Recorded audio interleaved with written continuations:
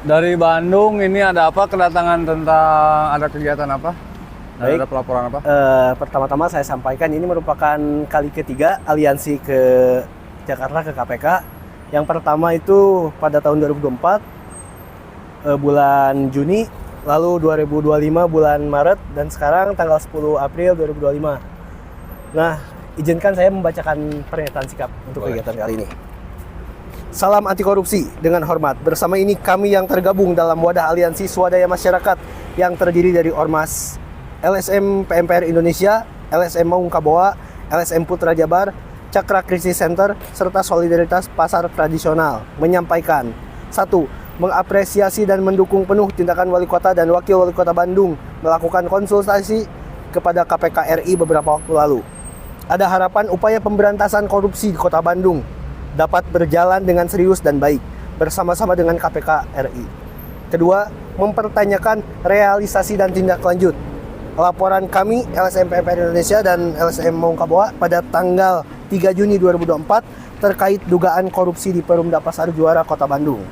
Yang ketiga, meminta KPK RI memeriksa dan menetapkan tersangka yang terkait dengan kasus Bandung Smart City yang kini ditangani oleh KPK RI.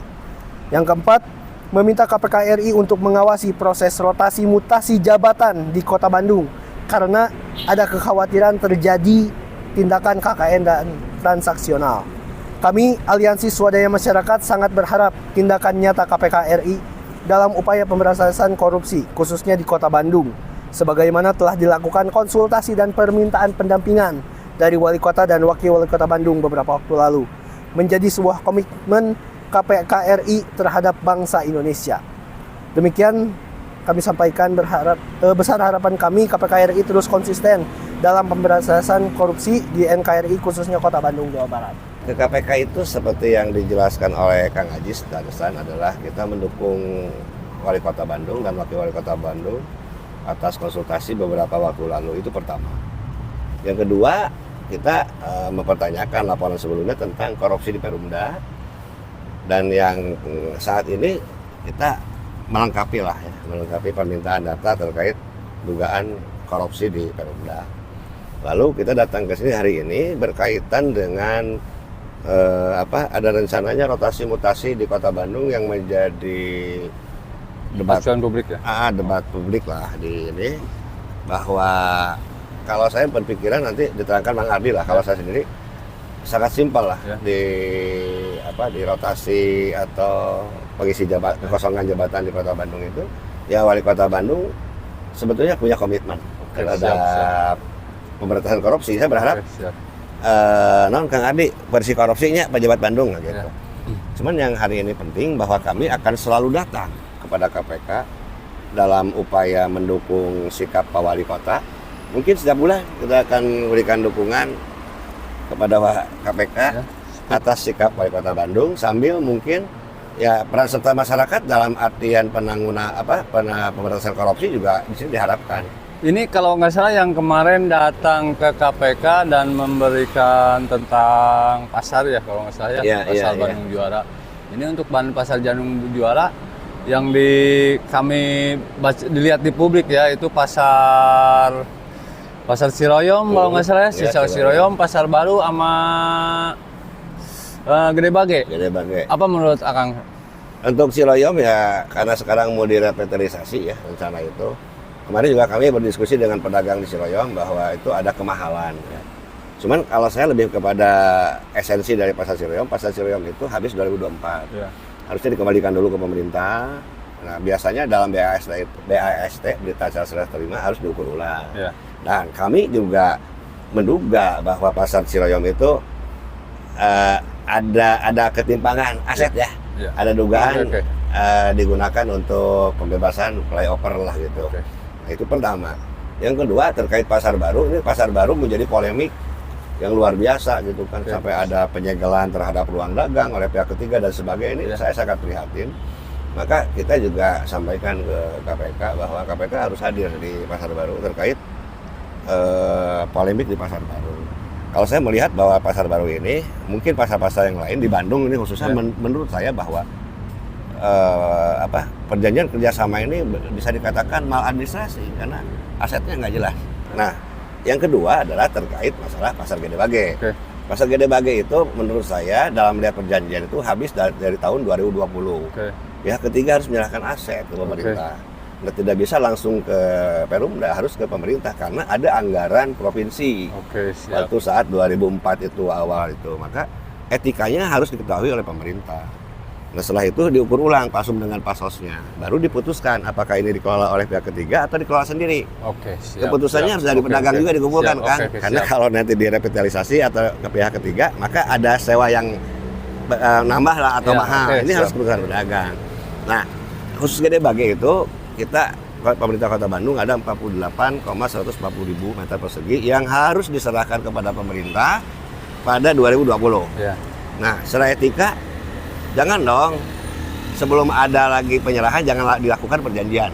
Etikanya ya nunggu wali kota definitif lah, jangan pada saat PJ. Lalu itu kemarin kami baca di media lain juga, kami melihat istilahnya ada pasar Caur Gelis kalau nggak salah, itu gimana untuk pasar Caur Gelis? Caur Gelis itu hari ini Pak ya gini ya, Caur Gelis itu khususnya ada pembangunan revitalisasi, maka pedagang disimpan di penampungan namanya TPPS, tempat penampungan sementara. Nah, TPPS itu dibangun tidak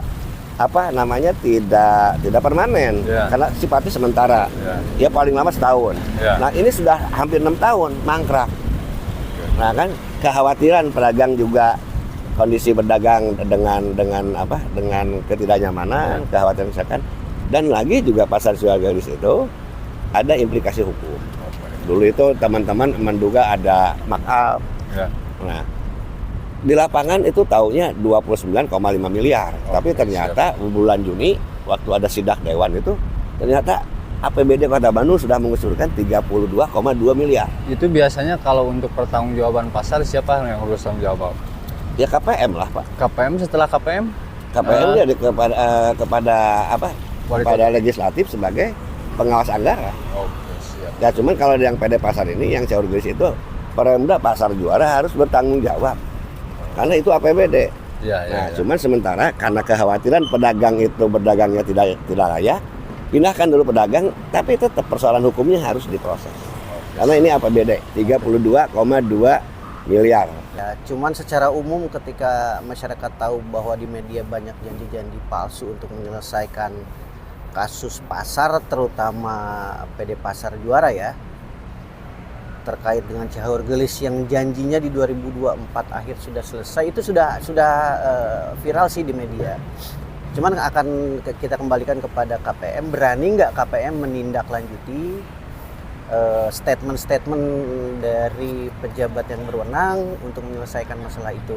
Tapi secara detail saya tidak begitu mengetahui, cuman masyarakat akan terus mempertanyakan dan kita nggak akan bosan untuk menyikapi dan menindaklanjuti keluhan-keluhan masyarakat, terutama masyarakat kecil yang butuh penghasilan dan penghidupan yang layak di tempat yang layak pula, gitu, dengan kenyamanan mereka.